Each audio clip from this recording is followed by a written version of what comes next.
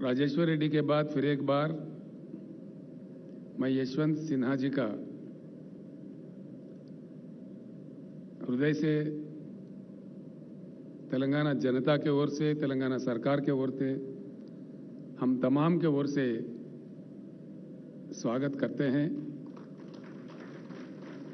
इस ऐतिहासिक हैदराबाद शहर में।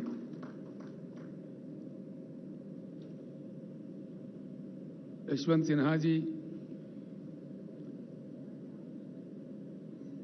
एक अच्छे सच्चे टॉल पर्सनालिटी है। उन्होंने अपने करियर एडवोकेट के रूप में स्टार्ट की है। बाद में वो आईएएस अधिकारी भी बने। अधिकारी के रूप में भी कई सेवाएं देश को उपलब्ध कराए। उसके बाद राजनीति में आए और सम्मानित रूप से एक बार वो वित्त मंत्री थे देश के और एक्सटर्नल अफेयर्स मिनिस्टर भी रह चुके हैं। उसके बाद उनके जो इनसाइट्स थे, जो मंत्रालय वो संभाल रहे थे, अंतर्राष्ट्रीय स्तर पर भी पेरिस में उनको पुरस्कार दिया गया, उनको सम्मानित भी किया गया। ऐसे एक नेता को आज स्वागत करने में हम फख्र महसूस करते हैं। आज हम भाग्यशाली है कि एक अच्छे नेता को अच्छे ढंग से हमने राष्ट्रपति पद के लिए चुना है। और आज हैदराबाद में जब वो आए, हम बड़ी अच्छी तादाद में उनके स्वागत भी किए हैं। इस चीज को लेकर देश के सारे पार्लियामेंटेरियंस को मैं एक अपील करना चाहूंगा। भारत में हमारे लोकतंत्र है, we have a democracy in practice in India. इससे पहले जब वीवी गिरी साहब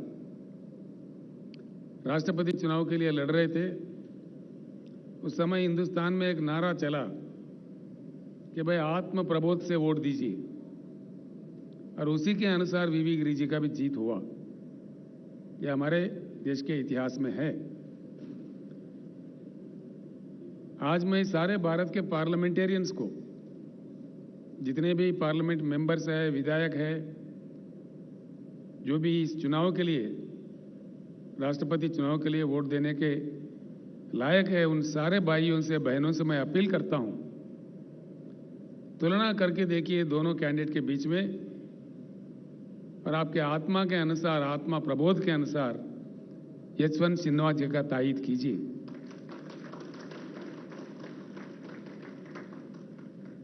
यशवंत जी, मैं दो चार शब्द जरूर कहना चाहूंगा।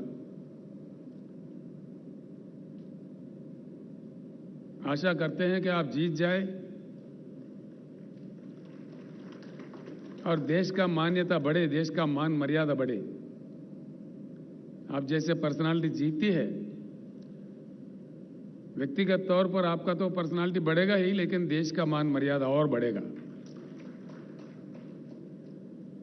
लेकिन क्या हो रहा है इस देश में? आज जो कुछ भी हो रहा है गलत हो रहा है। जो कुछ भी किया जा रहा है गलत किया जा रहा है।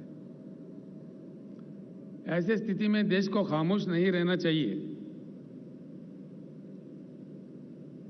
आवाज उठाना चाहिए, सबको एकत्रित होना चाहिए और एक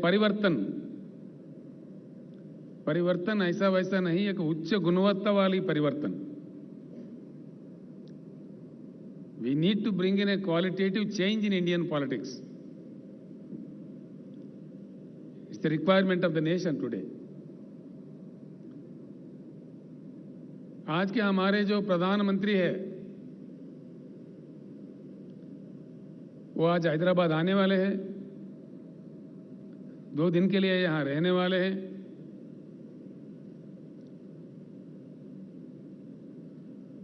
गला फाड़ फाड़ के हमारे खिलाफ बोलने वाले हैं। कोई बात नहीं, लोकतंत्र है, जो जिसके समझ में आए बोले, जो जिसको कहना है कहे, यही हमारा लोकतंत्र का मान्यता है। हम इतना ही कहना चाहेंगे, माननीय प्रधानमंत्री जी, जिस प्रकार से आप विपक्षी दलों के नेताओं पे गला फाड़ फाड़ के गलत आरोप लगाते हैं, उसी प्रकार से जो संबोधित करने वाले हैदराबाद सभा को, उसमें हमारे प्रश्नों का उत्तर दीजिए। ये मांग आज आपसे देश कर रहा है। प्रधानमंत्री जी, जब आप पहली बार चुने गए थे,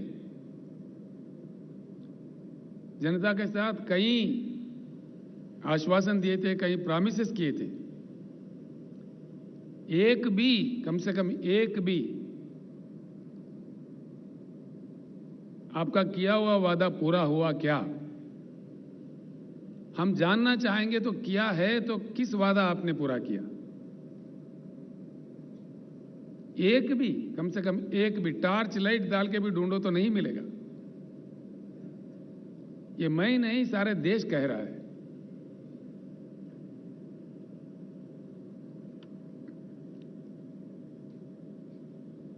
आप समझते हैं आपसे बड़ा बुद्धिशाली कोई है ही नहीं।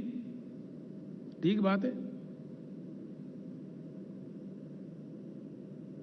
किसानों के बारे में, जो हमारे देश का बहुत बड़ा हिस्सा है, देश के अन्नदाता है,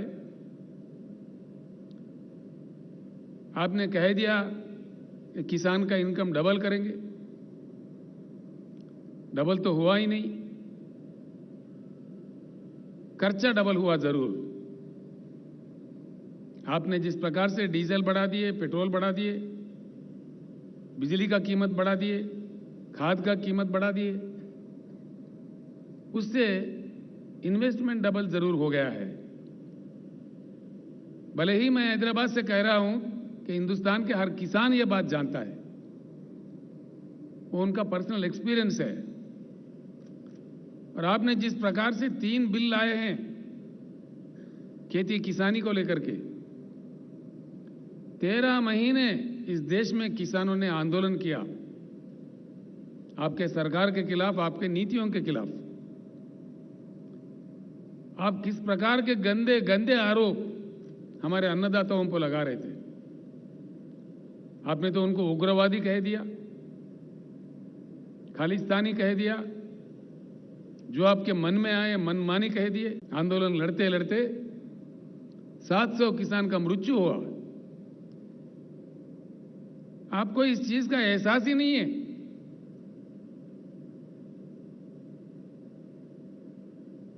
कोई दया?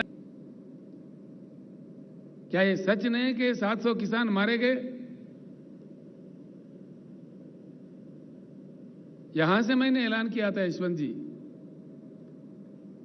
आंदोलन के दौरान जिन किसान भाइयों ने अपनी जान गंवाई है, उनको तो हम लौटा नहीं सकते, लेकिन उन परिवारों के देखभाल के लिए तेलंगाना सरकार की ओर से हमने 3-3 लाख रुपए हर घर में देने का घोषणा किया। और हाल ही में मैंने